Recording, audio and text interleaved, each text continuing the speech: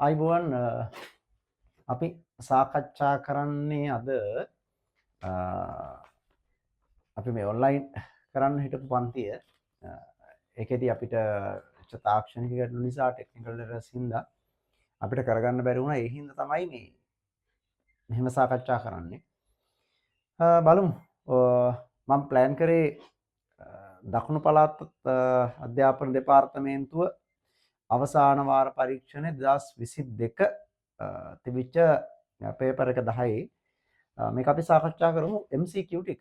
හරි 40ක් තියෙනවා. මේක හැබැයි MCQ තියෙනවා මේ සරල MCQ.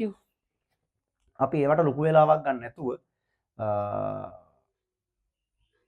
කෙටි කාලයක් ඇතුලේ හැබැයි ඔක්කොම ටික බොහොම පිළිවෙලට සාකච්ඡා කරමු. හරි. බලමු. පළවෙනි එක පහත සඳහන් භෞතික රාශි වලින් දෛශික රාශිය කුමක්ද? හරි ලේසියිනේ. දෛශික රාශියක් කියන්නේ අපි දන්නවා මේ විශාලත්වයක් සහ දිශාවක් කියන සාධක දෙකම තියෙන්න ඕනේ. විශාලත්වයකුයි දිශාවකුයි කියන දෙකම තියෙන්න ඕනේ. එහෙම තියෙන ඒවට තමයි අපි කියන්නේ දෛශික රාශි කියලා.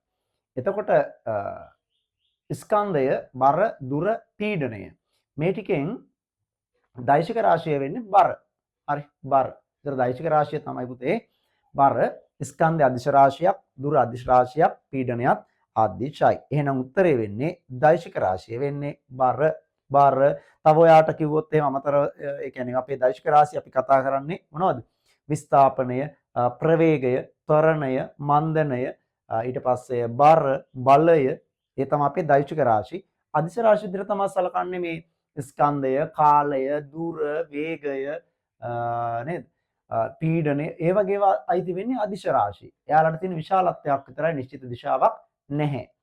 හරි ඊළඟ දත්තා අස්ති. එතකොට පළවෙනි ප්‍රශ්නයේ පිළිතුර වෙන්නේ බර. දත්තා අස්ති වර්ධනයට අවශ්‍ය වන්නේ දත්තා අස්ති වර්ධනයට හරිම ලේසි එකක්නේ. එතකොට දත්තා අස්ති වර්ධනයට ඕනි කරන මූලද්‍රව්‍ය වෙන්නේ කැල්සියම්. කැල්සියම්. ඒවා ලේසි. හරි. ඒවා ලොකු වෙලාවක් ගන්න වෙන්නේ. නමුත් මතක තියාගන්න ඕනේ. එතකොට කැල්සියම්, අයර්න්, පොටෑසියම්, සෝඩියම් ඒ හැමදේම අයඩින් මොකටද අපිට වැදගත් වෙන්නේ කියලා අනිවාර්යෙන් මතක තියාගන්න ඕන වගුවක් තියෙන්නේ. ඒක. ෆ්‍රක්ටෝස් අණුවක් සහ ග්ලූකෝස් අණුවක් ලැබෙන්නේ. රයිට්. ෆ්‍රක්ටෝසුයි ග්ලූකෝසුයි දෙන්න එකතු වෙලා තමයි නිර්මාණය වෙලා තියෙන්නේ සුක්‍රෝස්. එහෙනම් සුක්‍රෝස් ටික ජල විච්ඡේදනය වෙලා නැත්නම් ජීර්ණය වෙලා හැදෙන්නේ කවුද? ග්ලූකෝසුයි ෆ්‍රක්ටෝසුයි. එහෙනම් ෆ්‍රක්ටෝස් සහ ග්ලූකෝස් එකතු වෙලා තමයි සුක්‍රෝස් දෙලා තියෙන්නේ. උත්තරේ එහෙනම් කවුද?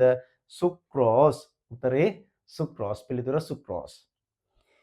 ඒවා ලේසි කියලා මං කිව්වේ. ඔන්න ටිකක් සංකීර්ණ එකක් තියෙනවා. kgm වර්ගය s ඍණ 2. හරි මේ බලන්න. kgm වර්ගය s ඍණ 2. මෙන්න මේ මූලික ඒකකය තියෙන භෞතික රාශිය මොකක්ද කියලා අහනවා.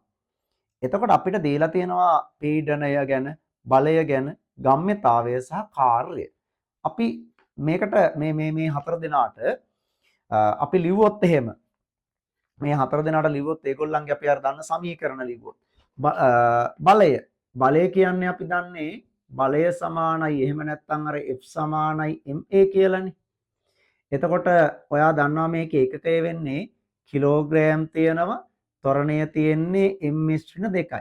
ඒ හින්දා ඔයාට හම්බ වෙන්නේ එතන kgms/2යි. හරිනේ. ඊළඟට ගම්ම්‍යතාවය. ගම්ම්‍යතාවය සමානයි ස්කන්ධයේ ගුණ කිරීම ප්‍රවේගය. මේකත් අපි හැම වෙලේම සාකච්ඡා කරන එකක්. ස්කන්ධයයි ms/1යි. ඔන්න ගම්ම්‍යතාවය ඒකකත් අපි හරි. ඊළඟට පීඩනය. මොකද පීඩනය කියන්නේ? පීඩනය කියන්නේ බලය බෙදීම වර්ගඵලය. හරිද? පීඩනය සමානයි බලය බෙදීම වර්ගඵලය. දැන් බලය ඒකක දන්නවනේ පුතේ. මොකද්ද බලය ඒකක? kgms/2යි. වර්ගඵලය වෙන්නේ වර්ග මීටර්නේ නේද? එතකොට මේ මීටරට මේ මීටර එකක් කැපිලා ගියාපුවම අපිට එන්නේ kgm/1යි s/2යි. ඔහොම උත්තරයක් නම් අපිට හම්බ වෙනවා පීඩනයට යනකොට. ඔහොම උත්තරයක් හම්බ වෙනවා පීඩනයට. ඊළඟ කාර්ය. ඔන්න හම්බ වෙනවා කාර්ය. කාර්ය සමානයි බලය ගුණ කිරීම විස්ථාපනයනේ.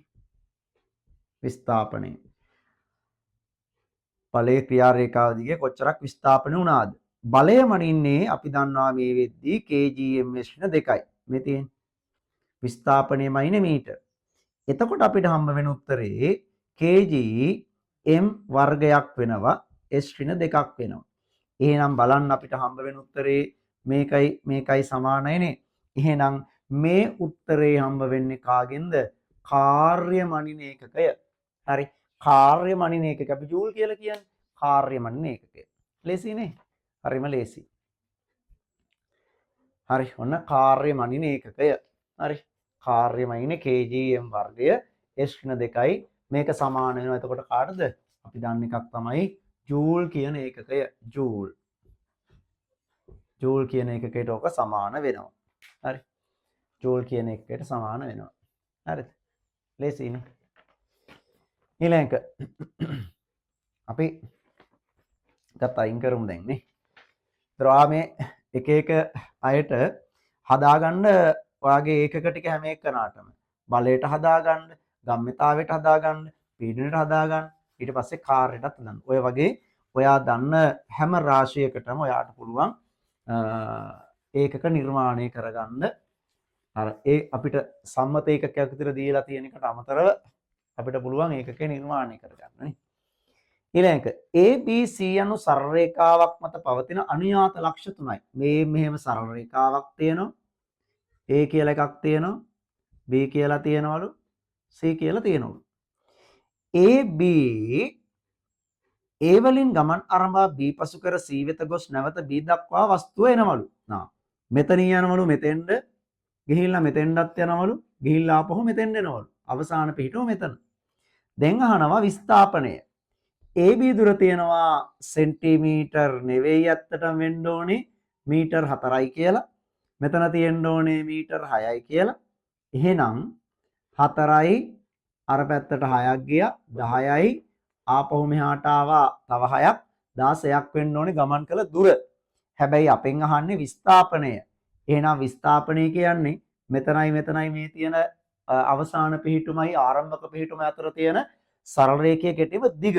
එහෙනම් එතන සරල රේඛයේ කෙටීම දිග වෙන්නේ කීයද පුතේ? මීටර් 4ක් A සිට B දිශාවට. උත්තරේ පළවෙනි එක මීටර් 4ක් A සිට B ට ලස්සනට ලියලා තියෙනවනේ. මීටර් 4ක් A සිට B ට කියලා ඊතලයකුත් කොහොම දාලා පිළිවෙලට ලකුණු කරලා තියෙනවා අපේ පිළිතුර. අපේ පිළිතුර හරිය පිළිවෙලයි. ඊළඟ එක. එවල AC හරි. ඊළඟ S මේ ගාම ඔලුවට දාගන්න. S තියෙනවා ඒ කියන්නේ සල්ප 16යි 32යි 2- කියනවා. අයනයේ ඉලෙක්ට්‍රෝන වින්‍යාසය. මෙයාගේ පරමාණු ක්‍රමාංකය 16යිනේ. පරමාණු ක්‍රමාංකය 16යි. ඒ කියන්නේ මෙයාගේ ප්‍රෝටෝන කීයක් තියෙනවද? 16යි. මෙයාගේ පරමාණු ක්‍රමාංකය කීයද? 16යි. ප්‍රෝටෝන 16ක් නම් මෙයාගේ ඉලෙක්ට්‍රෝන කීයක් තියෙන්න ඕනද? 16යි. හැබැයි මෙතන මේ කියන එකේ තේරුම මෙයා ඉලෙක්ට්‍රෝන දෙකක් අරගෙන දැන් ඉලෙක්ට්‍රෝන කීයක් තියෙනවද? ඔක්කොම ගාන 18යි. ඒ 18ට ගැලපෙන්න තමයි ලියන්න ඕනේ මොකක්ද? 2යි 8යි 8යි. ඔන්න ඉලෙක්ට්‍රෝන වින්‍යාසය ලියන්නේ ඒකට ගැලපෙන්න. 2යි 8යි 8යි. පිළිතුර අංක 3. 2යි 8යි 8යි. ලේසි. ඊළඟ පහත සඳහන් කුමන පරමාණුවෙහි නියුට්‍රෝන අඩංගු නොවේද? අපි දන්නවනේ ප්‍රෝටියම්, ඩියුටීරියම්, ට්‍රිටියම් කියලා තුන් දෙනේ. මතකයිනේ? ප්‍රෝටියම්, ඩියුටීරියම්, ට්‍රිටියම්. ඒකෙදී ප්‍රෝටියම් කියන කෙනා තමයි හයිඩ්‍රජන් 1 කියන්නේ. හැබැයි එයාගේ නියුට්‍රෝන නැහැ. නැති වෙන්න හේතුව මේ බලන්න. දැන් මේකේ හයිඩ්‍රජන් මෙහෙම හිටියා 1 1යිනේ. ඒතර මෙයාගේ ප්‍රෝටෝන ගාන පුතේ 1යි. ඉලෙක්ට්‍රෝන ගානත් 1යි. නියුට්‍රෝන ගාන ගන්න වෙන්නේ මේ තියෙන ස්කන්ධ ක්‍රමාංකය ඒකෙන් පරමාණු ක්‍රමාංකය අඩු කරන්න එපා. එහෙම නැත්නම් ප්‍රෝටෝන ගාන අඩු කිරීම ප්‍රෝටෝන ගානේ නියුට්‍රෝන ගාන එකතුවනේ ස්කන්ධ ක්‍රමාංකය. එහෙනම් මෙතනදී වෙන්නේ අවසාන බිඳුවයි. උත්තරේ ප්‍රෝටියම් H11. ඒ තමයි නියුට්‍රෝන අඩංගු නොවේද? හරි. ඒතර ප්‍රෝටියම්. ඊළඟ නිව්ටන් 10ක බාහිර අසමතුලිත බලයක් ක්‍රියාත්මක වන ස්කන්ධයේ කිලෝග්‍රෑම් 5ක් වූ වස්තුවක් ගමන් ගන්නා ත්වරණය මින් කුමක්ද? එතකොට අපිට දීලා තියෙනවා බලය මොකක්ද අපේ නිව්ටන්ගේ දෙවෙනි නියමයනේ F = ma. එතකොට අපිට F දීලා තියෙනවා නිව්ටන් 10ක්. ස්කන්ධයේ දීලා තියෙනවා කිලෝග්‍රෑම් 5ක්. A දන්නේ නැහැ. එහෙනම් A = 5 වරක් 1යි 5 වරක් 2යි කියන්නේ 2යි ms ඍණ 2යි 2යි ms ඍණ 2යි. ඒකකයක් නිවැරදි වෙන්න ඕනේ. මෙතන නම් ප්‍රශ්නයක් නැහැ. ඒකකත් එක්කම ලියලා තියලා තියෙනවා. හරි. ඒකක නිවැරදි වෙන්න ඕනේ. ඊළඟ ඒවා ලේසිනේ. ඒවා හදා ඉන්න ඔට්ටු වෙන දේවල් නෙමෙයි මේ. මේ බලන්න. F = ma නිව්ටන්ගේ දෙවෙනි නියමය. ඊළඟ ශාක සෛලයක් සත්ව සෛලයකින් වෙනස් වන්නේ ශාක සෛලයේ මොනවා තියෙන හින්දාද? න්‍යෂ්ටි තියෙන හින්දාද? ගොල්ගි සංකීර්ණද? මයිටොකොන්ඩ්‍රියද? සෛල බිත්තිය තියෙන හින්දා. සෛල බිත්තිය තියෙනවා ශාක සෛලයේ. ඒ නිසා සත්ව සෛලයකින් වෙනස් වෙනවා. එහෙනම් උත්තරේ ශාක සෛල. ශාක සෛල. ශාක සෛල වල සෛල බිත්තියක් තියෙන හින්දා. සෛල බිත්තියක් තියෙන නිසා. හරි. ඊළඟ ආලෝක අන්වීක්ෂණ නිරීක්ෂණය කළ හැකි ශාක සෛලයක පවතින පහත් සඳහන් කවරක්ද? ආලෝක අන්වීක්ෂණ අපිට බලන්න පුළුවන් වෙන්නේ ප්‍රධානව පේන්නේ න්‍යෂ්ටියනේ නේද? අපිට ප්‍රධානව පේන්නේ න්‍යෂ්ටිය. ආහාර ශාක සෛලයක අපිට පේන්නේ න්‍යෂ්ටිය. ශාක සෛලයක අපිට පේන්නේ න්‍යෂ්ටිය.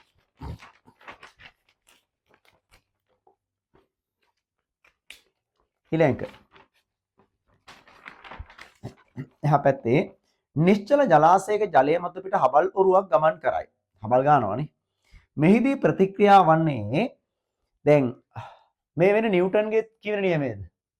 තුන්වෙනි නියමය. ඒතර නිව්ටන්ගේ තුන්වෙනි නියමයෙන් දැන් හබලෙන් ජලය මත බලය යොදද්දී හබලෙන් ජලය මත බලය මේක හබල නම් කොහොම තල්ලුවක් දාද්දී වතුරෙන් එනවා හබලට බලයක්.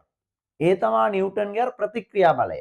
එහෙනම් මෙහිදී ප්‍රතික්‍රියාව වන්නේ ජලයෙන් හබල මත යෙදෙන බලයයි. උත්තරේ 3. ලොකු දේවල් නෙවෙයි. එහෙනම් 11ට 3. පහත දැක්කෙන ABC වලින් සීමාකාරී ඝර්ෂණය කෙරෙහි බලපාන්නේ සීමාකාරී ඝර්ෂණ බලය කෙරෙහි බලපාන්නේ A ස්පර්ශ පෘෂ්ඨවල වර්ගඵලය. ස්පර්ශ පෘෂ්ඨවල වර්ගඵලය. වර්ගඵලය බලපානවද? කිසිම අවස්ථාවක ඝර්ෂණය කෙරෙහි වර්ගඵලය බලපාන්නේ නැත. 2. වස්තු අතර අභිලම්බ ප්‍රතික්‍රියාව. එහෙම නැත්නම් අභිලම්බ බලය. අභිලම්බ බලය අනිවාර්යෙන් බලපානවා. ස්පර්ශ පෘෂ්ඨවල ස්වභාවයත් බලපාන රළු එකකයි සිනිඳු එකකයි දෙකක්. ඒ නිසා උත්තරේ B සහ C. B සහ C. බලේසිනි. ඊළඟ කාබන් මැග්නීසියම් සල්ප යන සහ අයන් යන මූලද්‍රව්‍ය වල සාපේක්ෂ පරමාණු ස්කන්ධ අපිට දීලා තියෙනවා. හරිද? 12යි 24යි 32යි 56යි මෞලයක් ලබා ගන්න අඩුම ස්කන්ධයක් ග්‍රෑම් වලින් කිරා ගන්න ඕනේ. ඉතින් මේ දීලා තියෙන්නේ මෞලික ස්කන්ධ කියලා කියන්නේ මෞලනේ. මේ මෞලික ස්කන්ධනේ මෞලික ස්කන්ධ කියන්නේ. එහෙනම් මේ දීලා තියෙන්නේ මෞලික ස්කන්ධය තමයි. කාබන් මෞලික ස්කන්ධයේ ග්‍රෑම් 12යි. කාබන් මෞලික ස්කන්ධයේ ග්‍රෑම් 24යි. කාබන් මෞලික 32යි. කාබන් මෞලික 56යි. එහෙනම් අඩුම ස්කන්ධයක් තියෙන කාටද? කාබන්. එහෙනම් කාබන් ග්‍රෑම් 12ක අන්න තියෙනවා මවුල එකක්. උත්තරේ 12 ඉන්නේ කාබන්. උත්තරේ කාබන්. වලේසි 12 24 32 56 12 තියෙන්නේ කාබන්නේ. යූරියා සම්බන්ධව නිවැරදි වන්නේ සංඝටක මූලද්‍රව්‍ය වල ලක්ෂණ. කවදාවත් ඔය සංඝටක මූලද්‍රව්‍ය වල ලක්ෂණ පෙන්වන්න දෙන්නේ නැහැ. අණුවක නයිට්‍රජන් පරමාණු 4ක් ඇත. නැහැ. නයිට්‍රජන් පරමාණු තියෙන කීයද? 2යි තියෙන්නේ. ඇයි මෙයා මෙහෙම ලියන්නේ? CO වරහන් NH2 twice නේ. එතකොට මේකේ නයිට්‍රජන් පරමාණු තියෙන්නේ. නයිට්‍රජන් මේ දෙකෙන් ගුණ වෙන්නේ මේ වරහණක් දාලා. එහෙනම් නයිට්‍රජන් පරමාණු කීයද? 2යි. කාබන් පරමාණු 1යි. ඔක්සිජන් පරමාණු 1යි. හයිඩ්‍රජන් පරමාණු තියෙනවා දෙවරක් 2 4ක් තියෙනවා. නේද? එතකොට අපෙන් අහන්නේ අණුවක නයිට්‍රජන් පරමාණු 4යිලු. නෑ නයිට්‍රජන් පරමාණු තියෙන කීයද? 2යි. අණුවක හයිඩ්‍රජන් පරමාණු 4ක් ඇත. මේකේ තියෙනවලු හයිඩ්‍රජන් පරමාණු 4ක්. ඉතින් දෙවරක් 2 4යි. ඒක හරිනේ. අණුවක ඇති මුළු පරමාණු ගාන 7යිලු. එතකොට බලන්න හරිද කියලා. 2යි 3යි 4යි 5යි 7යි 8ක් තියෙනවා. වැරදිනේ. එහෙනම් හරි පිළිතුර අණුවක හයිඩ්‍රජන් පරමාණු 4ක් ඇත. අණුවක හයිඩ්‍රජන් පරමාණු 4ක් ඇත කියන එක තමයි මේ වැරදි වෙන්නේ. ලේසියිනේ. ඊළඟ AC මගින් දැක්වෙන්නේ ඔයාලට පේනවා මෙතන මේ තියෙන්නේ A කියලා තමයි තියෙන්නේ ස්ත්‍රීපජනක පද්ධතියක්. A කියලා කියන්නේ මොකක්ද? A කියලා කියන්නේ ඩිම්බ කෝෂය, B ඵලෝපිය නාලය, C ගර්භාෂය, D යෝනි මාර්ගය. එතකොට මේකෙදී අපිට කියනවා A සහ C. A කියලා කියන්නේ ඩිම්බ කෝෂය, C කියලා කියන්නේ ගර්භාෂය. උත්තරේ ඩිම්බ කෝෂය සහ ගර්භාෂය. හරි ලේසි. යුක්තාණු මරුලාව දක්වා පරිවර්තනය වෙන්නේ මේකෙදී C හිදී තමයි මේ පරිවර්තනය වෙලා වෙන්නේ. උත්තරේ C. ලේසි. ඊළඟ A2CO3 යන සංකල්පිත අයනික සංයෝග මත පදනම් වේ. හරි. අයන දෙවර්ගයේ වන්නේ. මෙහෙම එකක් තමයි තියෙන්නේ. මේ බලන්න. A2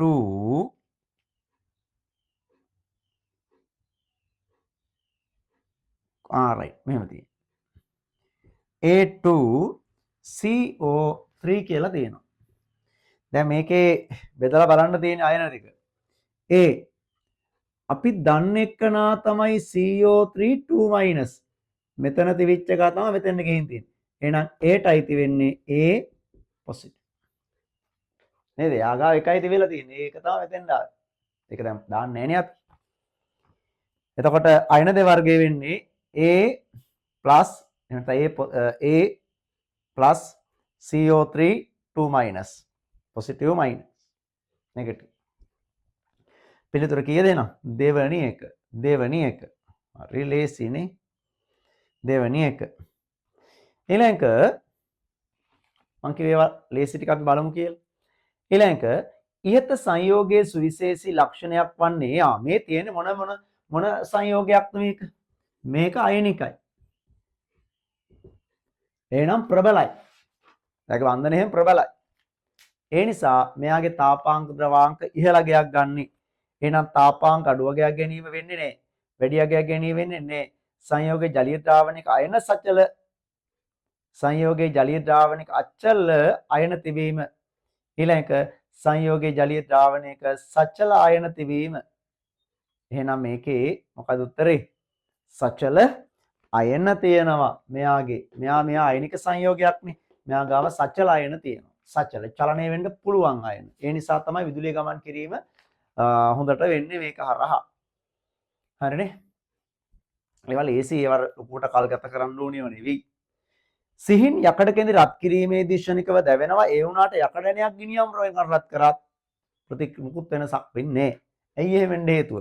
ප්‍රතික්‍රියාවක ශීඝ්‍රතාව කෙරෙහි බලපානවා ප්‍රතික්‍රියාව කළ පෘෂ්ඨ වර්ගඵලයේ බලපාන. අර චූටි කෙඳි වලට උනහම ඒක ලස්සනට නිකන් පත්තු වෙනවා. හරි. ඒක ලස්සනට වෙනවා.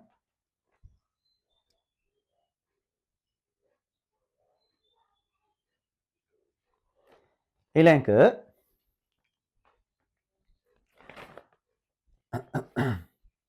එහා පැත්තේ AB සතුන් දෙදෙනෙකු පිළිබඳ විස්තර පරිසර උෂ්ණත්වය වෙනස් වන විට ශරීර උෂ්ණත්වය වෙනස් වේ. චලතාපිත අචලතාපිත. ඇඟේ උෂ්ණත්වය වෙනස් වෙනවා නම් ඌ චලතාපි. ඇඟේ උෂ්ණත්වය වෙනස් වෙන්නේ නැත්නම් අචලතාපි. කවුද මේකේ චලතාපි? මැඩියා චලතාපි. ඒක වවුලා අචලතාපි. උත්තරේ 2. ලේසියෙන් ගන්න තියෙනවා. සමාන ප්‍රතිරෝධ 4ක් තියෙනවා. මේකේ ප්‍රතිරෝධය අවම වෙන්නේ මොකේද? පළවෙනි එකේ ප්‍රතිරෝධය මේ පළවෙනි එක තියෙන්නේ මේ ශ්‍රේණිගත සම්බන්ධයක් තියෙන්නේ. හරි. ශ්‍රේණිගත සම්බන්ධයක් තියෙන්නේ. පළවෙනි එකේ තියෙන ශ්‍රේණිගත සම්බන්ධයක්. හරි. මෙහෙම ගිහිල්ලා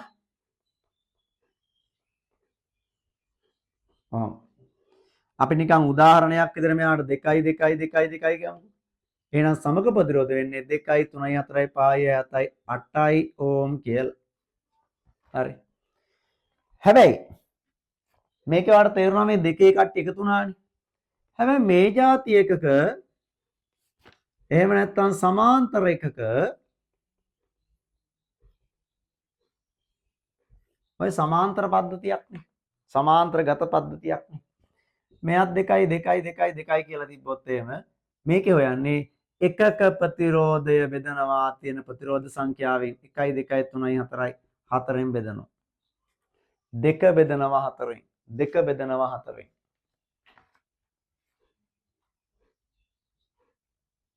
හරි නේද? කීයක් එනවද? අඩුම ප්‍රතිරෝධය එන්නේ නේ. කීයක් එයිද? එකක ප්‍රතිරෝධය 2යි ප්‍රතිරෝධ ගාන 1යි 2යි 3යි 4යි 2 4ෙන් බෙදුවා. එතකොට එනවා කීයක් කියලා 0.5ක් කියලා එනවා සමක ප්‍රතිරෝධය. අඩුම ප්‍රතිරෝධයක් එන්නේ ඒ අයලාවේ. එහෙනම් පිළිතුර 4. 4. ඒක ලේසි ඈ. සම්පීඩන තුලාවක් මත උස ජල බීකරයක් තබා ඇත. පාඨාංකය 60යි 20ක බර වස්තුවක් දුනුතරාදියක එල්ලා ඇත. වස්තුව දුනුතරාදියේ එල්ලා තිබියදීම ජලය තුල සම්පූර්ණයෙන් ගිලනවා. එවිට දුනුතරාදි පාඨාංකය 4යි. මේ බලන්නකෝ ඒක. මේකේ මේ තමයි යට තියෙන තරාදිය. මේකේ පෙන්වනවලු නිව්ටන් 60ක්. මේකුඩ තියලා තියෙනවලු වස්තුවක්. මෙහෙම තියෙන්නේ. මෙතනින් උඩින් එල්ලන්න එන්නේ 20ක්. තව එල්ලලා ඒ කියන්නේ තව මේකට යටට දාලා නැහැ. හරි. මෙයක් නිව්ටන් හරි. එතකොට වස්තුව ජලය තිබියදීම ජලය තුල ගිලනවලු. වස්තුව තුලාවේ එල්ලා තිබියදීම ජලය තුල ගිලනවලු. රයිට්. මෙයා දැන් ජලයට ගිලනවා මෙයාට. මම ගිලනවා. ගිල්ලපුවාම දුනුතරාදි පාඨාංකය 4යිලු. මෙයාගේ පාඨාංකය 4ක් වෙන්න හේතුව මෙයා 20ක් තිබුණේ වායුගෝලයේදී. දැන් මෙයාගේ 4ක් උනේ යටින් හම්බෙලා තියෙන ඉහළට බලයක්. එහෙනම් 20 අඩු කිරීම නිව්ටන් 4යි කියන්නේ කීයද? 16යි නිව්ටන්. එහෙනම් මෙයාගේ නිව්ටන් 16ක් එක්ක ඔන්න කතාව යන්න තියෙනවා. මොකද 60ක් මේකේ මේ 20ක් තමයි තිබිලා තියෙන්නේ. දැන් 4ක් වුණා කියන 16ක්. හරි. ඊළඟට දැන් ඊට පස්සේ වස්තුව තුලාවේ එල්ලා තිබෙදීම ජලය තුල සම්පූර්ණයෙන් ගිලිලා එවිට දුනුතරාදි ප්‍රාණතරයි සම්පීඩන තුලාවේ නව පීඩන පාඨාංක. මෙතන ඉලක්කම කීයද කියලා අහනවා. මෙතන දැන් මේ 16ක් ඉහළට තිබ්බේ. හරි 16ක් ඉහළට තිබ්බා. එතකොට දුනුතරාදි පාඨාංක 4ක් වුණා. හරි. එතකොට 16ක් ඉහළට තිබ්බා. ඒ 16යි මේකේ තිබිච්ච තිබිලා තියෙන එතකොට කීයක්ද අපිට 60ක් නේ නේද? මෙතන 60ක් තිබිලා තියෙන්නේ. හරි.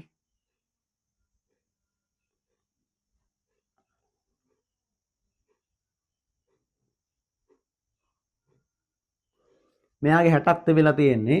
එතකොට මේ 60ට එකතු වෙන්න ඕනේ. මෙතන නෙවෙයි මෙතන 20මයි. හරි.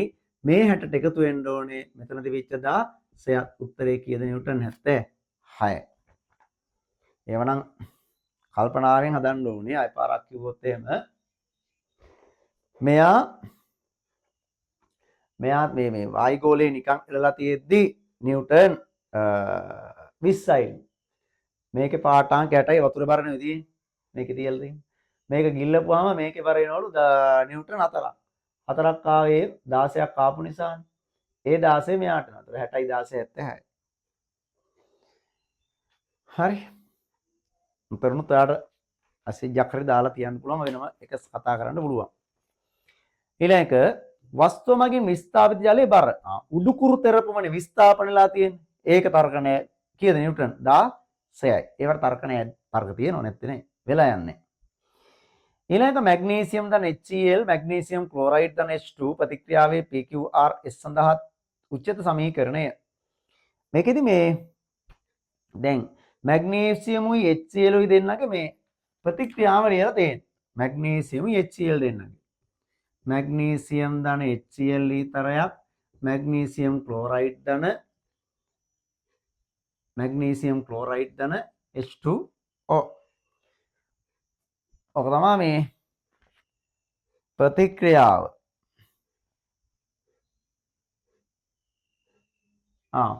මැග්නීසියම් ධන HCl ඊතලයක් මැග්නීසියම් ක්ලෝරයිඩ් ධන H2.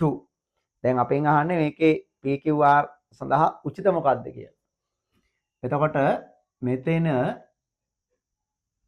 ක්ලෝරින්ලා දෙන්නයි නම් දෙකයි. හයිඩ්‍රජන්ලා දෙකයි එකයි එතකොට. රයිට්. ඔන්න හරි ලේසි. දැන් එතකොට PQRS ඕන එක්කෙනෙක්ට උත්තරේ හම්බ වුණා. අවුලක් නැහැ. ඊළඟ උත්තරේ කීයද එතකොට 1 2 1 1 නේ. 1 2 1 1 එක උත්තරේ.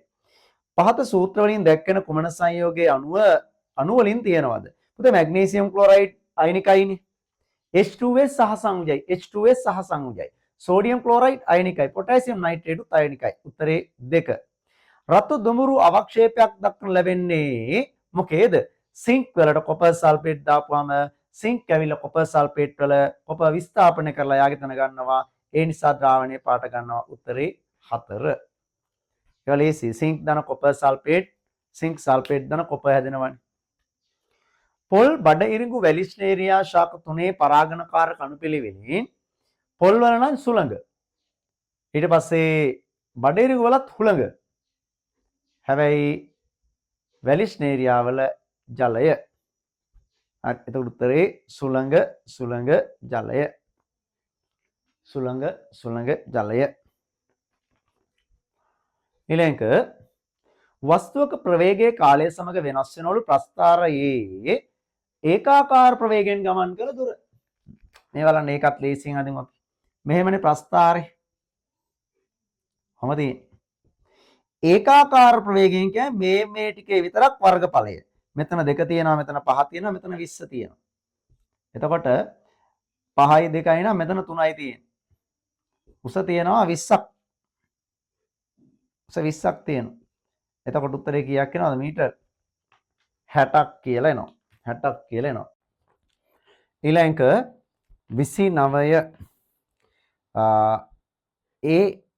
capital A simple A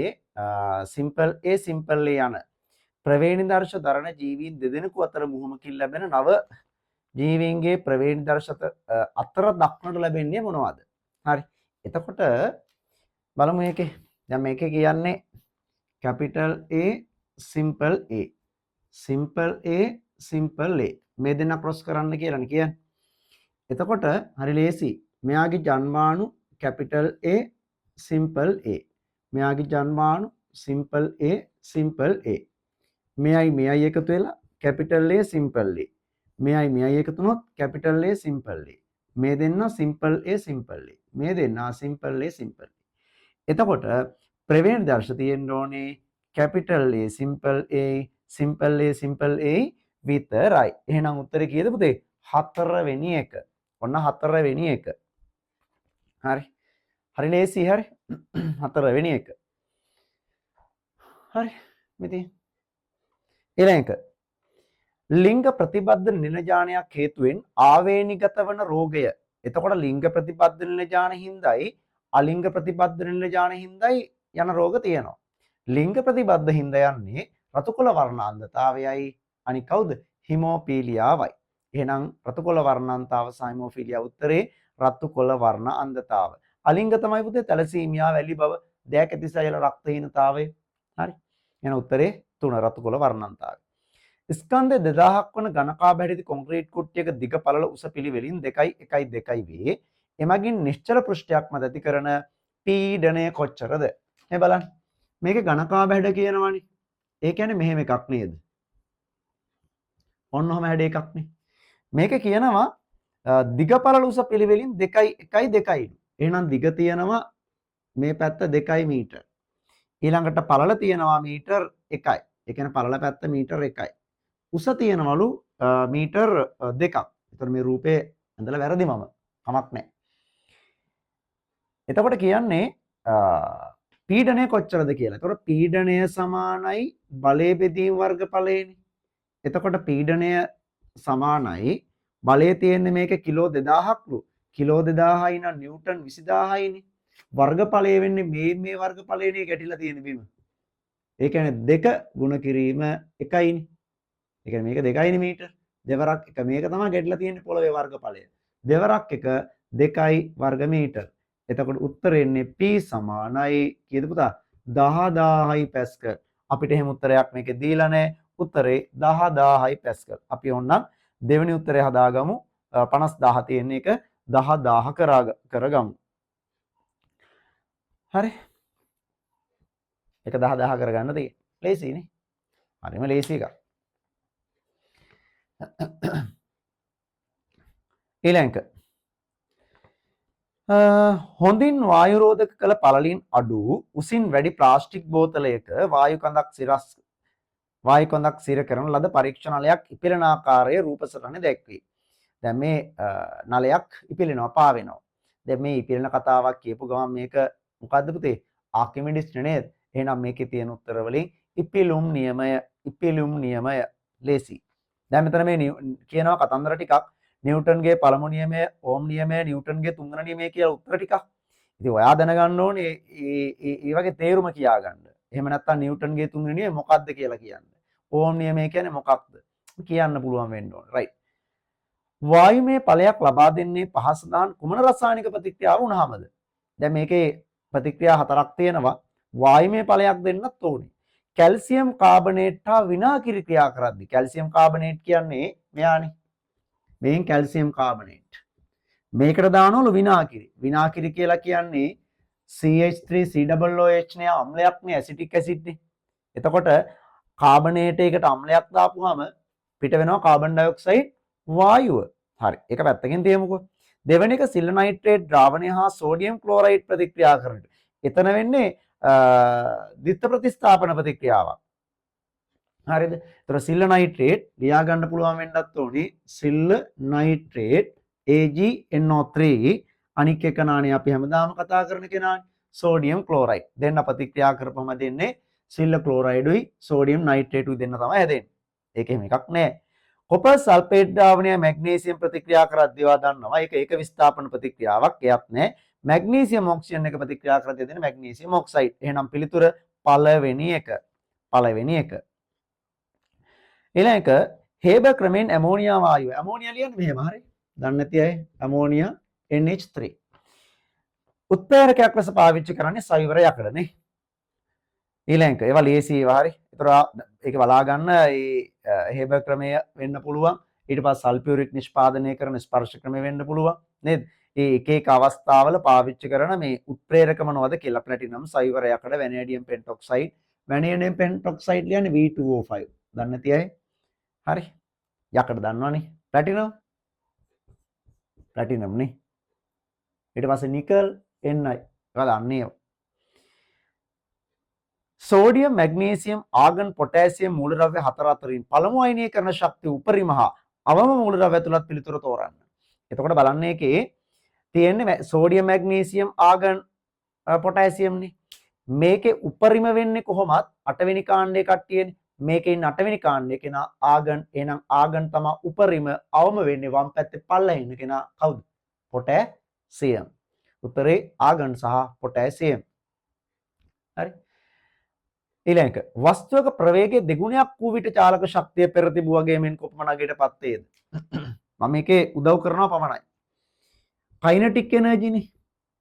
භාගයක් mv වර්ගයනේ. මේ තමයි චාලක ශක්තිය සමීකරණය. භාගයක් mv වර්ගය. මේ වහුරණත් එක්ක යන්නේ මේක අපි ලොකු වෙලාවක් කුට් වෙන්න යන්නේ. ඉතින් මේකේ පළවෙනි අවස්ථාවේ තියෙන මේකේ ප්‍රවේගය මෙහෙමලු. දෙවෙනි අවස්ථාවේ තියෙනවලු ප්‍රවේගය m මේකේ එන්න ඕන 2ක් v වර්ගය බෙදීම 2ක් කියලා. දැන් කොහොමද වෙන්නේ කියලා අහන්න. එතකොට පුතේ මෙතන මේ බලන්නකො මේක සුළු කරාම m දෙවරක් නම් 4ක් v වර්ගයනේ බෙදීම 2යිනේ දෙවරක් 1යි දෙවරක් 2යි නේද? එතකොට පිළිතුර වෙන්නේ 2ක් mv වර්ගය නේද? මේතනේ උත්තරය ඕක. මෙතන උත්තරේ එන්නේ mv වර්ගය බෙදීම 2යි. හරි. එතකොට කී ගුණයක් වෙන්න ඕනද? කී ගුණයක් වෙන්න ඕනද? මේ තියෙන්නේ. මෙතන උත්තරේ මෙහෙම. mv වර්ගය වාට ඔක ওই විදිහට දාන්න බැයි නම් නැත්නම් අය දා ගන්නවා ඉලක්කලුත් දා ගන්නවා. හරි. තේරුණාද? ඉලක්කනුත් දා ගන්නවා. එතකොට මෙතන තියෙන්නේ mv වර්ගය බෙදීම 2යි. අපිට අතන හම්බ වෙලා තියෙන උත්තරේ තමයි 2ක් mv වර්ගය කියලා. හරිද? එතකොට මේක වගේ කී ගුණයක්ද මේ? මේ තියෙන්නේ එතකොට භාගයක් නේද? මේ වගේ ඒවා හතරක් තියෙනවා මෙතන. එහෙනම් 4 ගුණයක් වෙන්න ඕනේ පිළිතුරනේ. දෙගුණයක් නෙවෙයි 4 ගුණයක් වෙන්න ඕනේ. දැක්කද? ඇයි මොකද හේතුව මෙතන වර්ග වෙලානේ තියෙන්නේ මේ. වර්ග වෙලා. ඒ නිසා. ඊළඟ සමතුලිත බල පද්ධතියක සංප්‍රයුක්ත බලය. අනේ හැමදාම කතා කරනවා සංප්‍රයුක්ත බලය ශුන්‍යයි. සංචරණය හා ශ්වසනය සඳහා නාලපාද පාවිච්චි කරන්නේ අපේ එකයිනඩර්මේටා පසංගිල්ල. නිවස තුළ වායු දූෂණය අවම වන්නේ පහ සඳහන් කවර ආහාර පිසීම උපකරණ පාවිච්චි කරද? වායු දූෂණය අවම වෙන්න නම් කාබන් ඩයොක්සයිඩ් පිට වෙන්නේ නැති වෙන්න එපයි නේද? ඒ වගේම දැලි පිට වෙන්නේ නැති වෙන්න ඕනේ. එහෙනම් LP ගෑස් උත් නෙවෙයි, භූමි තෙල් ලිපත් නෙවෙයි, දරත් නෙවෙයි, විදුලි තාපකය. ඒ කියන්නේ අපිට පුළුවන් විදුලිය පාවිච්චි කරලා තාපයක් නික්‍රෝම් කම්බි නගරයක් තියෙන එකෙන් තාපය උපදවගෙන ඒකෙන් අපිට ඉහුම් පිහුම් කටයුතු කරගන්න පුළුවන්. ඊළඟ විදුලි අර්බුදයට හා ඉන්ධන අර්බුදයට වඩා උචිත භාවිතය. ඒතර විදුලි අර්බුදයට වඩා හොඳයි මේකේ තියෙනවා LED CFL සූත්‍රිකා බල්බ්. සූත්‍රිකා බල්බ් කියන කහ පාට පිලමන්ට් එක තියෙන බල්බ් එක. ඒවන් නෙවෙයි. ඒක කහ පාටයි. ඒකේ කහ පාටයි කියන්නේ මේ එළියෙන්නේ කහ පාට එළියක් එන්නේ. LED වල තමයි ටිකක් ශක්ති පරිභෝජනය හොඳ වෙන්නේ. එහෙනම් උත්තරේ LED. ඉන්ධන අර්බුදයට වඩා හොඳයි ඉන්ධන. හරි. එහෙනම් අපිට මේකේ හොඳ උත්තරේ එක LED බල්බ හා දර ලිප. LED බල්බ සහ දර ලිප. හරි. ඔය අපි කතා කරේ නැවත මතක් කරොත් මුලින් මම කිව්වා දකුණු පළාත් අධ්‍යාපන දෙපාර්තමේන්තුව අවසාන වාර පරීක්ෂණ 2022 පේපර් එක 10 ශ්‍රේණියේ. ඉතින් බහුරණ ටික මම සාකච්ඡා කරා. ඊට පස්සේ අපි සාකච්ඡා කරනවා මේක දෙවෙනි කොටස. ඒ කියන්නේ ස්ට්‍රක්චර්ඩ් එක හා රචනා ප්‍රශ්න පත්‍රය. එතන තියෙන අතට ස්ට්‍රක්චර්ඩ් එකේ ප්‍රශ්න 4යි. රචනා ප්‍රශ්න පත්‍රයේ තියෙන ප්‍රශ්න 5ක් තියෙනවා. ඒ ප්‍රශ්න අපි 9 සාකච්ඡා කරනවා. හැබැයි මේ වීඩියෝ එකේ නෙමෙයි ඊළඟ වීඩියෝ එකෙන්. එහෙනම් මේකෙන් ඔයාට පුළුවන් පේපර් එක බලලා ඔයා දැන් උත්තර ලියලා තියෙන්නේ. බලලා ඔයාට පුළුවන් ඒක කම්ප්ලීට් කරගන්න. එහෙනම් ආයෙ දවසක හම්බෙමු. ජය වේවා හැමෝටම. උසරණයි.